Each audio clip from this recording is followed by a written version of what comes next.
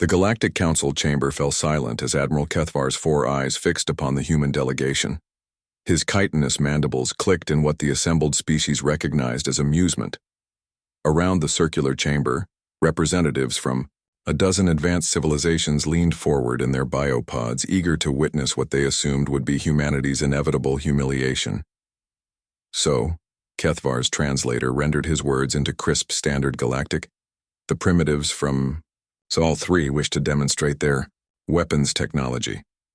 Another series of clicks echoed through the chamber. How quaint. Captain Sarah Chen stood motionless at the center of the chamber, her hands clasped behind her back. The Earth delegation consisted of only 3 humans: herself, Dr. Marcus Webb, and Lieutenant Commander Yuki Tanaka.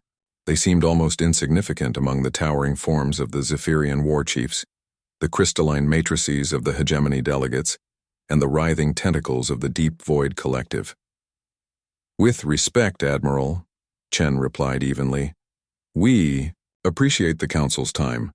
Our demonstration will be brief." High Counselor Vexithara, a being of pure energy contained within a shimmering force field construct, pulsed with colors that indicated skepticism. "Captain Chen, your species has been spacefaring for barely 2 centuries. The youngest member of this council has been perfecting warfare for over 50,000 Earth years. What could you possibly show us that we haven't seen?" Dr. Webb stepped forward, a tablet in his hands. "Honored counselors, may I direct your attention to the viewing screens?" The chamber's walls transformed into a panoramic display showing the Kepler 442 system, some 37 light-years from Earth. The system contained a dying red giant star surrounded by the shattered remnants of what had once been a thriving planetary civilization.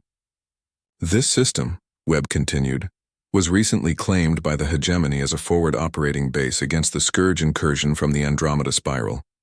Intelligence suggests the Scourge will arrive there in approximately 6 standard months." Commander Vrexcon of the hegemony's crystalline matrix chimed with harmonic displeasure. "This is known information, human. We have already begun construction of our fortress worlds in that system. Our quantum disruptors will make short work of any Scourge ships that dare approach." "I'm sure they will," Chen said diplomatically. "However, we'd like to propose an alternative solution."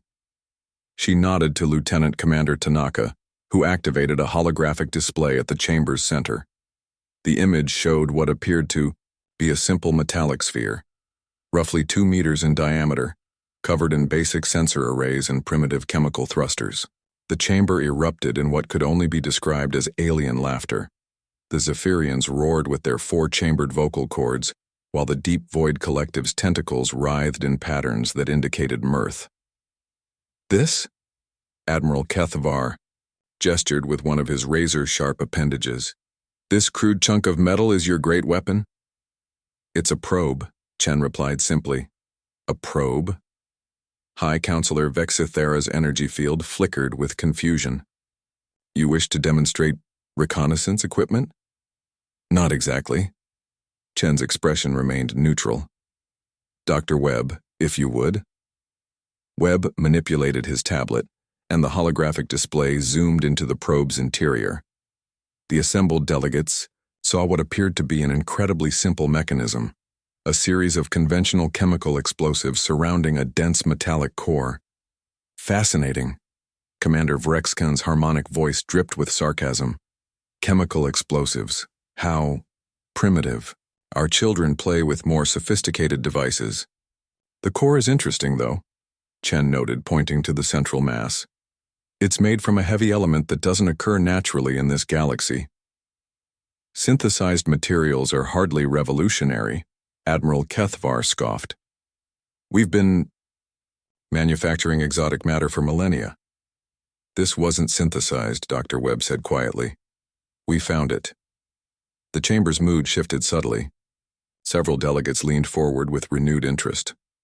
"Found it where?" High Counselor Vexithara asked. "In the debris field around Sol," Chen replied. "Specifically, in the wreckage of a vessel that crashed on our moon, approximately 65 million Earth years ago." The silence stretched for several seconds before Admiral Kethvar spoke. You're suggesting this came from the predecessors. We're not suggesting anything, Chen said. We're simply noting that when we attempted to analyze the material, our scientists made some interesting discoveries. Lieutenant Commander Tanaka manipulated the display controls. The view shifted back to the Kepler 442 system, where the probe now appeared as a tiny dot moving toward the red giant star. The material, Dr. Webb continued, appears to be stable under normal conditions.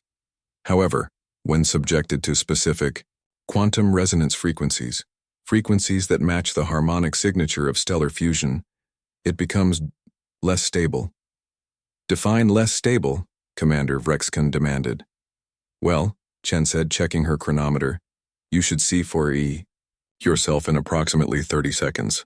The chamber's attention focused on the viewing screens as the tiny probe approached the red giant's photosphere. For a moment, nothing happened. The probe simply disappeared into the star's outer atmosphere, lost among the roiling plasma storms. Then the star hiccuped. A massive flare erupted from the red giant's surface, larger than any natural stellar event. The flare was followed by another, then another. Within seconds, the star was convulsing with uncontrolled fusion reactions. Impossible, whispered High Counselor Vexithera.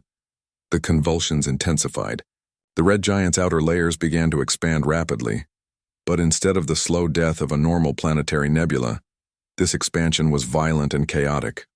The star's core, destabilized by the quantum cascade reaction initiated by the predecessor, material, could no longer maintain the delicate balance between gravity and fusion pressure. The star exploded. Not the gentle dispersal of a normal stellar death, but a catastrophic detonation that sent shockwaves racing outward at significant fractions of light speed. The hegemony's partially constructed fortress worlds were vaporized instantly. The entire system was scoured clean of matter in minutes.